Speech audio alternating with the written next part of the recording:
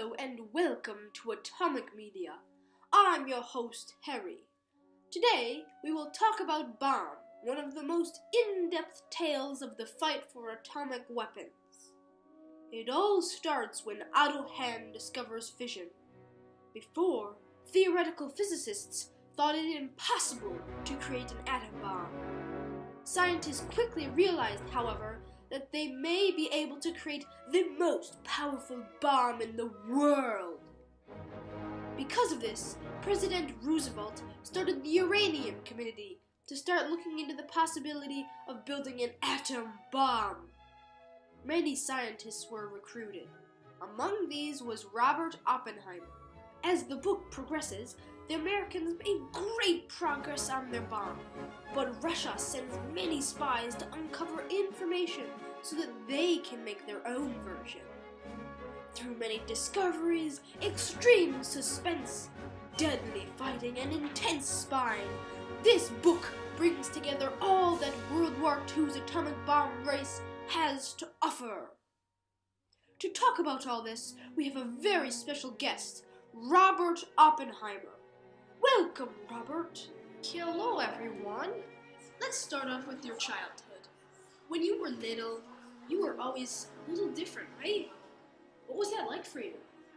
Well, I was always getting sick. I always was a bit skinny, so I guess people used to treat me differently. Interesting. Did anyone ever do things that made you work harder or influence your work? Yes. In fact, I was once made to go to a sports camp because I was a little too into books. When the other campers figured out that I wrote home to my parents and liked collecting rocks, they called me Cutie. Later, when I was taking a walk in the woods, they grabbed me, ripped off my shirt, and painted me green.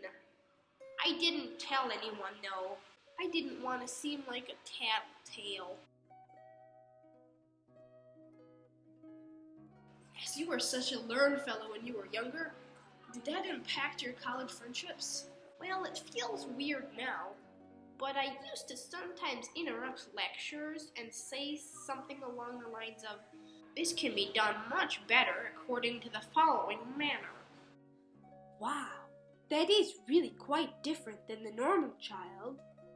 Later, when you had a big role in the creation of the atomic bomb, were you ever asked to be a Russian spy? Actually, yes. I had a friend over at my house at a party, and he very casually asked me if I would like to share any scientific information with the Soviets. I declined. When the first nuclear test went off, what were you thinking? Well, honestly, I was speechless. I was so worried that it wouldn't work at all. When I saw the flash, though, I just relaxed.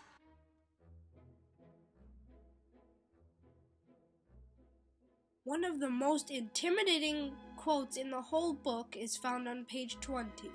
Einstein quickly realized that with atomic bombs, Hitler would be absolutely unstoppable. This is a turning point in the book as it shows the power that the atom bomb could bring, while also starting the movement that could stop it from getting into the wrong hands. When the bomb finally exploded, the crew of the plane that dropped it were horrified. The entire city looked like a pot of boiling black oil. This is a very sad moment in the book, as millions of people's lives were just affected. Also, it signifies the arms race that will come later in history. Welcome back, everyone! Now we will be discussing the deadly business of spying. With me now are two Russian spies who played a large part in transferring information from the American bomb project to the Russian one. Welcome, Harry Gold and Theodore Howe. Hey there, Henry! So, Mr. Gold, what was it like to get a job from the Soviets in America? Well, at first I was relieved. I had a safe place to work in the middle of the Great Depression. I was able to make enough money to pay for my family as well. I made $30. I kept 10 and gave 20 to my parents at home. When they asked me to be a spy, I kind of felt in their debt. What made you want to leave the Soviets so badly? Stalin was just too brutal. He was just like Hitler. He killed his rivals and ran Russia as a police state. Heck, he even signed a pact with Hitler agreeing not to fight. Now, Mr. Hull, what were you thinking when you handed over your first highly classified information packet to the Soviets?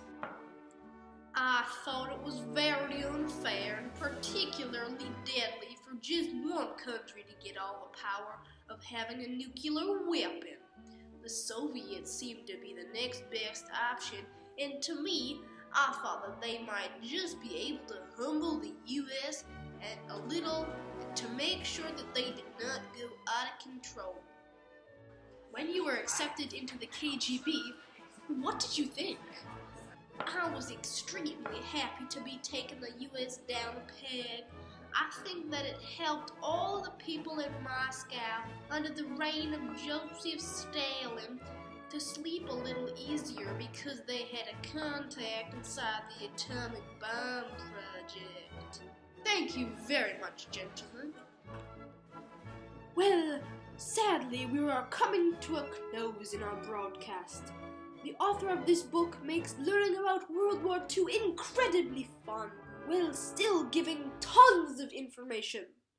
Because of this, I conclude that the purpose of this book is to make learning easier for everyone.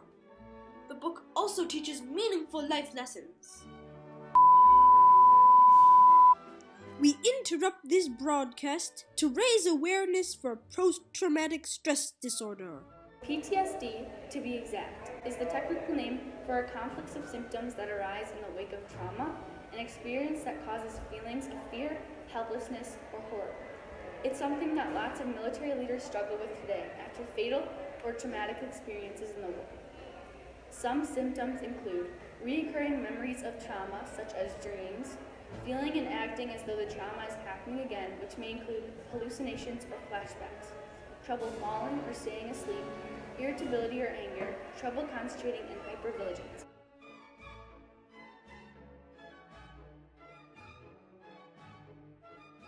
Brian served 2 years as a combat medic for the U.S. Army Reserves.